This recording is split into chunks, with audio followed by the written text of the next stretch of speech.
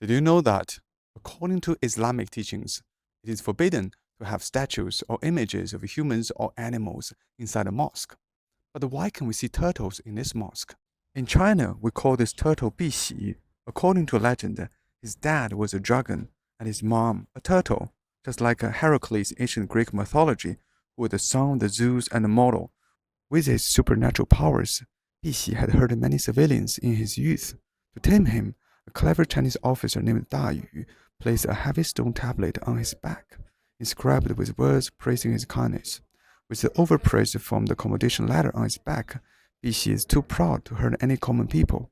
In China, you can see this magic turtle in every temple and palace. Here's another Bixi. We can see its body, but why is it missing its head?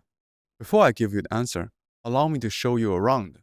Now, I'm standing in the Great Mosque in Xi'an, China. The history of this complex could date back to the 7th century AD, but it doesn't look like a mosque, does it? Look at the lotus flowers, Chinese doctrines, dragons, wooden memorial arch, and even pagoda. This should be a Buddhist temple. Normally, a mosque would have 4 minarets at its corners, which were used to call followers to prayer. However, this mosque has only a single minaret located at the center of the complex. Another interesting feature, those are the Arabic words, but compressed into square shape, which looks like Chinese characters at the first glance. This is a prayer hall.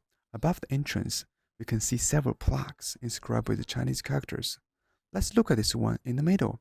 It bears the inscription 林下有鹤, which translates as majestic is the Lord on high, surveying all below. This is an old saying from the Han Chinese classic Shi Jing. However, the local Muslim here interpret it differently as God is watching from above. Look at all those inscriptions here, many of them quoted from Confucian scholars. This may seem quite bizarre, doesn't it? In fact, it was not only Islam that did this. Christianity also followed a similar path when they first arrived in China in the 7th century AD. Now, I'm standing at the earliest church in China, which is also located in this city, Xi'an. A pagoda was built in the church. Furthermore, inscriptions found in this church contain numerous terminology quoted directly from Chinese Confucian classics. So why does the Muslim and the Christianity incorporate so much Chinese element into themselves when it came to China? The earliest history of those two complexes can date back to the Tang Dynasty, an era when Chinese were very open-minded and welcomed all foreign religion and culture. But back then, the foundation of the Chinese mindset is Buddhism, Taoism, Confucianism. That's the reason why any new religion came here has to make a compromise to win popularity from locals. So here's the answer to the question about the turtle. Perhaps the local Muslim intentionally damaged the Bixi's head to demonstrate their determination.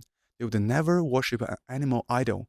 Thus, from the local Muslim perspective, he is no longer magical, nothing but a common stone turtle. Where architectural compromises were made, this religious bottom line was never crossed. The local Muslims showed their wisdom and flexibility. No wonder we see all those dragon carvings here. They were granted a blessing from the emperor.